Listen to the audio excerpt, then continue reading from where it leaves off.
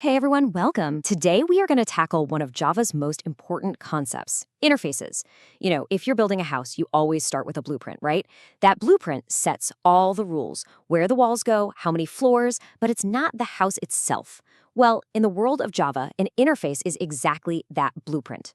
Getting this down is a huge deal, not just for passing your exams, but for writing really clean, flexible code out in the real world. By the end of this, you'll know exactly how to use them. Okay, let's get into it. So here's our game plan. First, we're going to see why we even need interfaces by starting with something you might already know, the abstract class. Then, we'll see how a regular class can take that blueprint and actually bring it to life. After that, we'll dive into the nitty-gritty rules of the interface contract. And finally, we'll wrap it all up with a super clear, exam-ready summary of the most important stuff you need to know.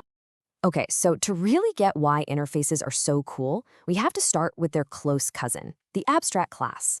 Let's look at a very specific scenario that shows us there's a kind of gap in our programming toolkit, a gap that interfaces were basically designed to fill perfectly. So picture this. You create an abstract class, but you decide, you know what, this class is going to have zero actual code. Every single method you put in it is declared abstract. What you've made is a pure design, a total specification of what needs to be done, but with absolutely no implementation of how to do it. And that leads us to a really important question.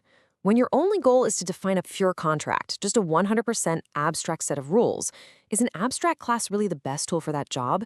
Or does Java give us something more focused, something built specifically for this one purpose? Well, the answer is a big, fat yes. And that special tool is the interface. Seriously, think of it as a formal contract. It's not really a class, it's just a collection of abstract methods that a class can promise to fulfill.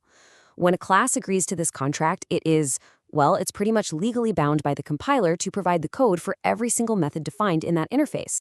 Now look at this slide, because this makes it so clear. On the left, with our abstract class, we have to manually type public abstract for every single method. But check out the interface on the right. The code is so much cleaner. That's because every method in an interface is already public and abstract by default. The compiler just knows. You don't have to write it.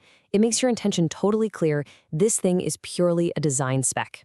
So we have our blueprint, our interface.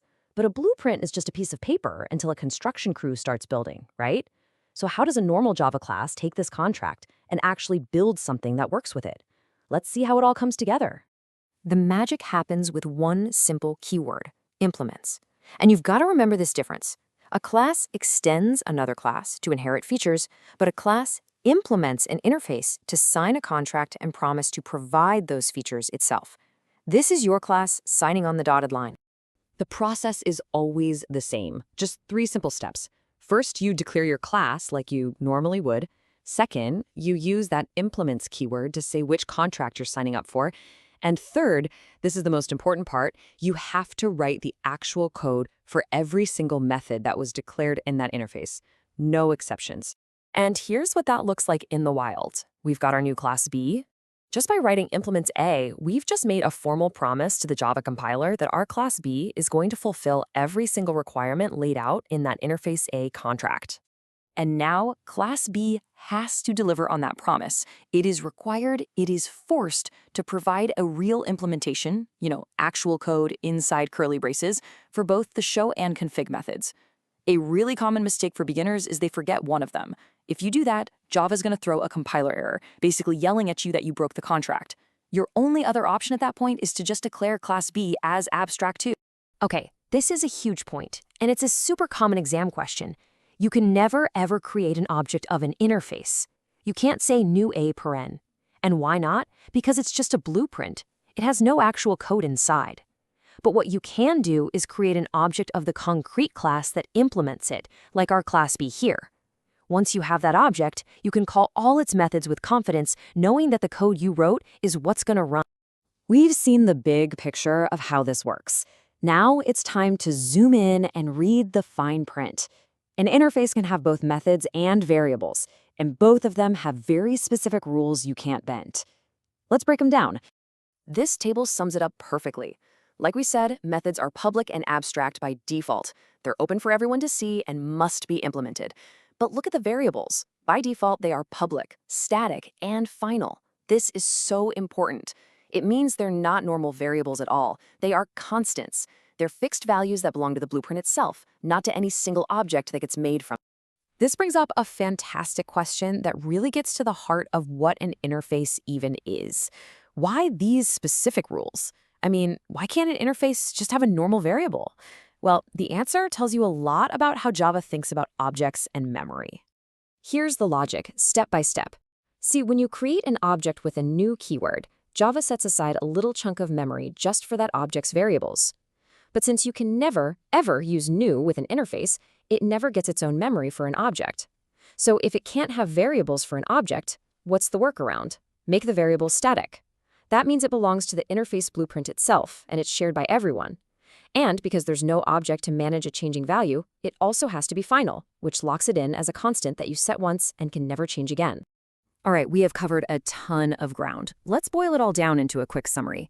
These are the absolute must-know points about Java interfaces that you'll want to have locked in for any exam or technical interview.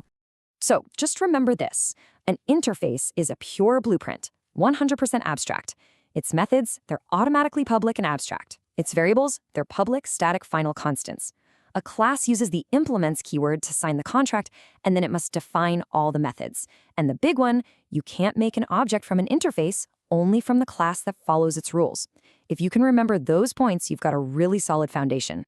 So we've nailed the what and the how, but that brings us to the final and maybe the most practical question of all. In a real project, why would you pick this tool? Well, the biggest reason comes down to one word: flexibility. In Java, a class can only extend one other class, just one parent, but it can implement as many interfaces as you want. This lets you create classes that can wear multiple hats, that have all these different abilities. That right there is the secret to building powerful, scalable software, and it's the true superpower of interfaces in the real world.